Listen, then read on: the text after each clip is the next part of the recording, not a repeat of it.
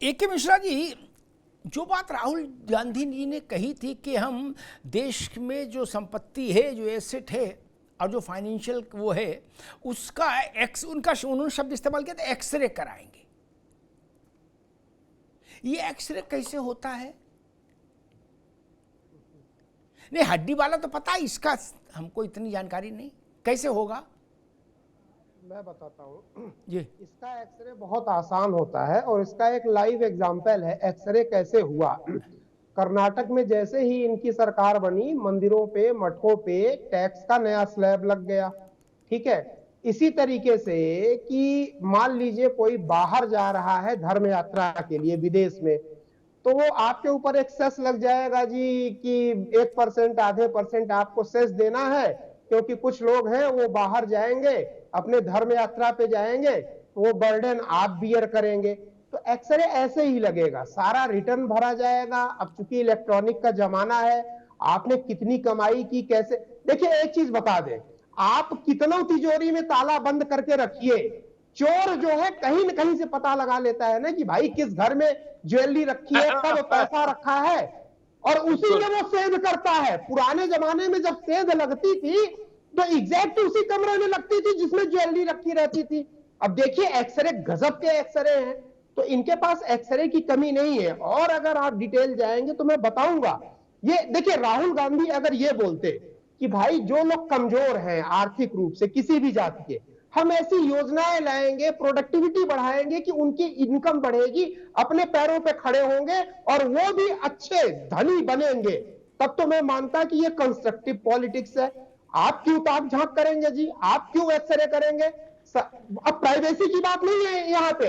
ये लोग चिल्लाते हैं कि जी हमारे प्राइवेसी का मैटर है, हम थंब इंप्रेशन नहीं देंगे, हम आधार नहीं बनवाएंगे। अब आप एक एक आदमी के इनकम और उसके बहुत प्राइवेट एसेट्स जो होते हैं, जो आदमी गरीबी में मजबूरी के लिए रखता है छुपा के, जो किसी से नहीं बताता है, आप उसका एक्सरे करवाएंगे। तो ये प्राइवेसी, कॉन्स्टिट्यूशन में जो अधिकार दिया गया है व्यक्तिगत प्राइवेसी की, ये उसका हनन नहीं है, ये तो खुल्लम खुल्ला हनन कर रहे हैं। राहुल गांधी ये बोलते कि हम मनरेगा की स्कीम को और अच्छा चलाएंगे, उसमें बढ़ा देंगे 25%, ताकि सब मजबूत हो, तो समझ में आता। जी। राज शर्मा साहब, आपसे भी समझ लूं, अच्छा ये कैसे होगा एक्सरे? मान लो ननकू के यहाँ कैसे होगा एक्सरे? कोई मशीन जाएगी, पुलिस वाले जाएंगे, लेखपाल जाएगा, पटवारी जाएगा? मैं बड़े कारोबारियों के एक्सरे की बात नहीं कर रहा, उनके यहाँ तो इनकम टैक्स, सीबीडीटी, ईबीडीटी वाले कर लेते हैं, लेकिन ननकू के यहाँ तो कुछ नहीं लिखा पड़ी। उस कैसे सर्वे होगा पूरे देश का? मैं समझना चाह रहा, एक्सरे कैसे होगा? और फिर एक्सरे में जो रिजल्ट आएगा उसके बाद बंटवारा कौन फाइनल करेगा कि इधर से निकालो, इधर जाओ, जाने दो, जाने दो, आने दो? नहीं बोलते? जब ट्रक को पीछे पार्क कराते तो कहते आन दो, आन दो, आन दो। तो ऐसा कौन बोलेगा आन दो, आन दो? नहीं नहीं नहीं, ये नहीं है जो आप समझा रहे हैं और ये अशोक पांडे जी समझा रहे हैं, ये नहीं है। पहले तो मैं अशोक पांडे जी से पूछ लूं, आज कौन सी डायरी लाए हो? लाल, पीली, नीली, हरी, वह उसी को बोल रहे हैं। अभी मिश्रा जी बोल रहे हैं, मिश्रा जी ने बहुत जब कह दिया कि आज ये मुद्दे नहीं है कि इसमें डिस्टर्ब करना, तो हंस के आ रहे थे। एक मैच्योरिटी का वो दीजिए, कोई नेता मैच्योरिटी नहीं दिखाता है। चलिए अब मैं बताता हूं, उन राहुल जी का कहने का मतलब है वाकई सही बात है। आज मेरे जैसा जो नॉर्मल इंसान है वो दुखी है, या तो सबसे नीचे वाला तबका खुशी है या सबसे ऊंचे वाला। राहुल जी का कहने का मतलब यह है कि जब पैसा फ्लोटिंग सही से होगी तो देश की अर्थव्यवस्था भी सही से चलेगी। एक के पास 200 रुपए और एक के पास 2 रुपए, तो अर्थव्यवस्था वैसी खराब चलेगी। भारतीय जनता पार्टी का काम क्या है? भारतीय जनता पार्टी को चाहिए ये बताने के लिए, भाई हम ये कर रहे हैं, अच्छा काम हमने ये किया और अच्छा काम हम ये करेंगे। दिन भर रोने से काम नहीं चलेगा। और ये राहुल जी का जो गलत मतलब निकाल के बोलना है, मैं अब अच्छा नहीं लगता। आप मेरे से उम्र में बड़े हैं पंडित जी, आपका भी फर्ज बनता है, क्योंकि आप बहुत बड़े विद्वान हो, कि आप भी जो इंटरप्रिटेशन करते हो वो भी थोड़ी सही होनी चाहिए।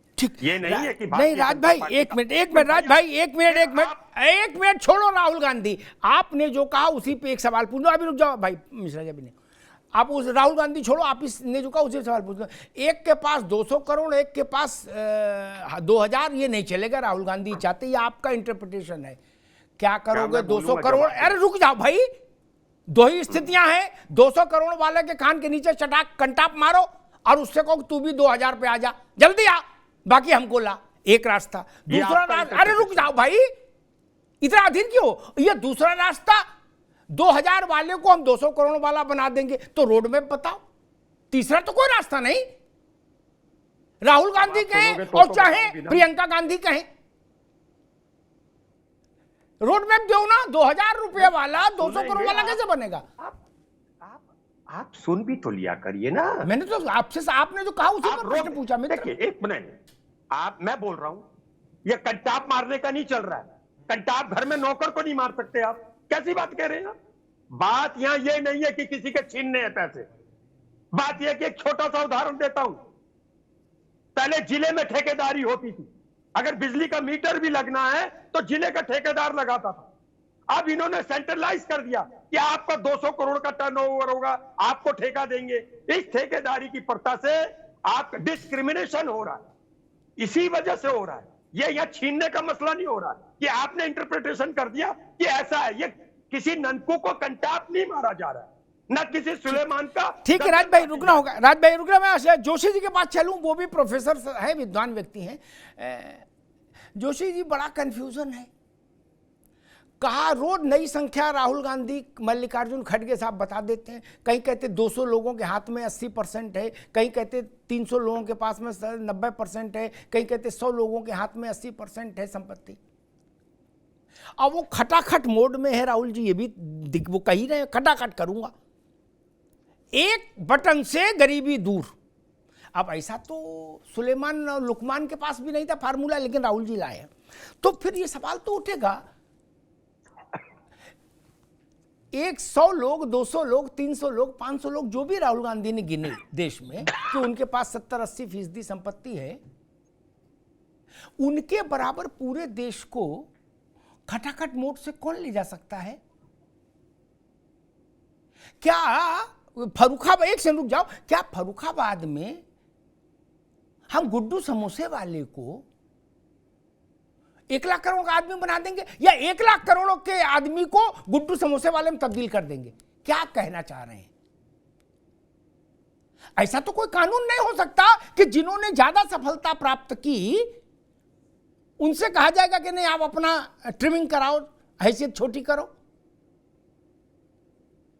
बेहतर ये नहीं होता जोशी जी कि ये होता कि जो लोग कमजोर हैं वो आगे बढ़ेंगे। अभी जोर मुझे इस बात पर दिख रहा है कि वो 100 लोग ढूंढे जाएंगे, 200 लोग ढूंढे जाएंगे, 300 लोग ढूंढे जाएंगे। ढूंढने की जरूरत नहीं, सबके पता है। जोशी जी। अमिताभ जी, लोग भी चिंतित है जो 10 साल में कौन सी स्थिति में थे आज देश की प्रमुख अर्थव्यवस्था में, क्योंकि वो मित्र थे। अब मित्रों के लिए तो नहीं होना ही चाहिए, कृष्ण भगवान ने भी करा मित्रों के लिए, तो ये मान लिया जाए मोदी जी तो कृष्ण भगवान के भी आजकल भगवान है। तो आज वो लोग तो चिंतित हो गए, देश उनको जानता है कि पहले आज अब हवाई अड्डा बाद में बनता है और मित्र को पहले पसंद आ जाता है, ये भी आजकल आम विषय है। तो किन लोगों ने 10 साल में जो संविधान, जो हमारी जो चीजें थी, उन चीजों पे सबसे पहला हक उनको दिया गया, वो भी देश ने देखने का काम करा। लेकिन लड़ाई आज ये थी, लड़ाई है आज जिसमें ये लोग फंसे हुए हैं, वो है 6,986 करोड़ का जो घोटाला हुआ है, जो डंडा चंदा और धंधे का एक नया भ्रष्टाचार आदरणीय मोदी जी के नेतृत्व में फला फूला है। तो उसकी बात हो रही है कि आज कैसे इन्होंने गौ माता के जो मांस बेचने वाले थे उनसे भी चंदा लेने का काम कर रहा है। ये जो गौ माता की बात करने वाले लोग थे, तो बात तो करते हैं लेकिन चंदा लेने में कोई गुरेज नहीं, और उन कंपनियों को जिनका कंपनियों का अस्तित्व नहीं उनसे भी चंदा ले लेते हैं। तो ये तो आज जो भ्रष्टाचार की आड़ में हुए हैं उनको जवाब देना। और रोजगार, महंगाई तो उनके लिए मुद्दा है ही नहीं, क्योंकि इनके मैनिफेस्टो में उसकी बात है नहीं, क्योंकि घर घर में रोजगार दे चुके हैं परीक्षाएं लीक कराकर। तो ये तो अब कहीं मुद्दा है नहीं। आत्महत्या करे युवक करे, चाहे या युवती करे यूपी पुलिस की, चाहे कन्नौज का लड़का करे, वो इनके लिए मुद्दा। ठीक है जोशी जी, ठीक है जोशी जी, आगे बात, आगे 2 बातें कहूंगा, फिर अशोक पांडे जी से प्रश्न करूंगा। जोशी जी, 52 में पहला चुनाव हुआ, तब से लेके आज तक क्या चाहे मुलायम सिंह लड़े हों, चाहे कल्याण सिंह, चाहे जवाहरलाल नेहरू और चाहे नरेंद्र मोदी। क्या हर चुनाव गरीबी, बेरोजगारी, महंगाई, सड़क, पानी, बिजली पे ही होता है। इसलिए हमको ये ना समझाओ कोई कि अब की मुद्दा ये है। कौन से चुनाव में ये मुद्दा नहीं रहा? 3.5 दशक से तो मैं चुनाव कवर कर रहा हूं फील्ड में, हर चुनाव में ये मुद्दा रहता है। और क्या जापान मुद्दा रहेगा भारत में? हर आदमी आता है नई बिल्कुल तेवर के साथ, कहता अब की मेन मुद्दा ये है। मुझे याद आ जाता कि वो अशरफ जो मारा गया था वो कह रहा था मेन बात ये है कि गुड्डू मुस्लिम है, इस भाव शैली में बताया जाता। अरे भाई ये तो मुद्दे हमेशा रहे, नेहरू जी के समय से रहे, तब क्या हुआ? खैर, दूसरी बात जोशी जी ने कही। जोशी जी विद्वान व्यक्ति हैं, प्रोफेसर हैं, वो शायद राजनीति के व्यवहारिक रंग नहीं जानते, वो सैद्धांतिक व्यक्ति हैं। सिद्धांत तो जानते हैं, व्यवहारिक पक्ष राजनीति का शायद नहीं जानते, ऐसा मुझे लगता है। जोशी जी इस नोएडा में जहां मैं बैठा हूं, एक कारोबारी थे, विप्र कारोबारी, क्या वो मित्र थे आपकी सरकार, मुलायम सिंह जी की सरकार के समय। तो नोएडा में कोई भी निर्णय होता था वो उन्हीं की तरफ से होके जाता था। क्या ये सच नहीं है? वो आज भी है, क्या ये सच नहीं? इसलिए ये सब व्यवहारिक सच है, इनको मानिए। और इनमें बहुत ज्यादा उलझने में फिर क्या परतें खुलती हैं तो स्थितियां खराब होती। खैर, अशोक पांडे जी, मैं इस बात को समझने की कोशिश कर रहा हूं कि विपक्षियों ने कहा कि संविधान बदल देगी भाजपा। अव्वल तो संविधान 126 बार बदल चुका। संविधान में संशोधन का मतलब संविधान में बदलाव होता है ना, और संविधान में बदलाव नहीं होगा ये तो कहीं लिखा नहीं। संविधान और कुरान में अंतर है। वक्त के हिसाब से, जरूरत के हिसाब से, ये बात तो बाबा साहब कह के गए थे संविधान सभा में कि आने वाली पीढ़ियां वक्त और जरूरत के हिसाब से इसमें तब्दीली कर सकेंगी। क्या ये कुरान है? जिसे देखो वो हाथ में डंडा लिए है, करा संविधान बचाना है। कहां कोई संविधान कोई रुपया पैसा के कोई चुरा के ले जाएगा? एक विषय। और दूसरा विषय जो कहा जा रहा है कि भाई कांग्रेस आई तो आपने दो बातें कही, एक के मंगलसूत्र ले जाएगी और दूसरा कहा कि ओबीसी एसटी का रिजर्वेशन मुसलमानों को दे देगी। क्या अब आगे के जो 6 चरण हैं चुनाव में, अब इसी पिच पर चला जाएगा? बात तय हो गई? देखिए, सबसे बड़ी बात तो यह है कि लोकतंत्र की दुहाई वो लोग दे रहे हैं जिन्होंने कई बार लोकतंत्र का गला घोटा अपने फायदे के लिए। इस मुल्क के संविधान की चिट्ठी 150 से ऊपर बार अगर किसी ने संशोधन किया तो कांग्रेस पार्टी की सरकार ने किया है। शाहबानो प्रकरण में जब फैसला उस बेसहारा महिला के समर्थन में आता है तो संविधान में संशोधन होता है। ये अपने फायदे के लिए कांग्रेस कायदा छोड़ती रही। इस मुल्क के अंदर अगर किसी ने लोकतंत्र का गला घोटा तो कांग्रेस पार्टी ने ही घोटा। उसमें सारे नेताओं को जेल भेजा, पत्रकारों को जेल की बात तो राक्षस भी नहीं करता है। ये जो आप लोग करने लगे हो, शर्म नहीं आ रही थी?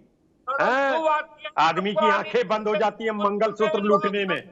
बड़ा बड़ा डकैत मंगलसूत्र छोड़ देता है औरत के आगे। सारे कड़े उतार लेगा, अंगूठी उतार लेगा, चेन उतार लेगा। आपके नेता तो शर्म उतार रहे, झूठ बोलते हो, भेजने वाले शर्म नहीं आ रही? तानाशाही लोग हैं। मंगलसूत्र की बात करते हो, जानते हो की बात करो। अरे बात के भोगी बनोगे अगर मंगलसूत्र की बेइज्जती करोगे। कॉकरोच का जन्म होगा, लोग आपको हिट से मारा करेंगे। मैं सही बता रहा हूँ, ये पाप के भोगी हो गए हो। आपके नेता को माफी मांगनी चाहिए देश की महिलाओं से। मंगलसूत्र मंगलसूत्र मंगलसूत्र, शर्म नहीं आ रही आपको? पीताम्बर पहन के तो झूठ मत बोला करो। अरे ये गेरुआ पहनते हो गुरु, आप भी झूठ बोलोगे, पाप चढ़ेगा, अगला जन्म गिरगिट का होगा, कॉकरोच का होगा, कब्र बिच्छू का होगा। लोग हैं जो बात सुप्रीम करते कोर्ट से हो, हलफनामा शर्म नहीं आ रही? देते आए। मंगलसूत्र जानते हो कीमत? पांडे जी पहले वो दिखाओ डायरी कौन सी यही है? लोग थे, झूठ बोलते यही हो। लोग कहिए माफी मांगे, देश से प्रधानमंत्री को देश की महिलाओं से माफी मांगनी चाहिए। माफी मांगो। ये लोग उसके साथ खड़े मंगलसूत्र की हैं बेइज्जती करी, जो राम भक्तों नारी की के लाश की बेइज्जती करी, लहू की धरती आपको को शर्म नहीं आई? लाल करता है। आपका ये अगला उसके जन्म साथ खड़े कॉकरोच का हैं। होगा। हम और पांडे जी देवता आपको है, साथ दे ये रहे हो। दानव आप है। तो- आपको तो और बुरा हिंदुस्तान होगा। की जनता ये शराब जान रही चलेगा। है देश कि की देवता महिलाओं का दानव का शर्म युद्ध नहीं हुआ आई? है।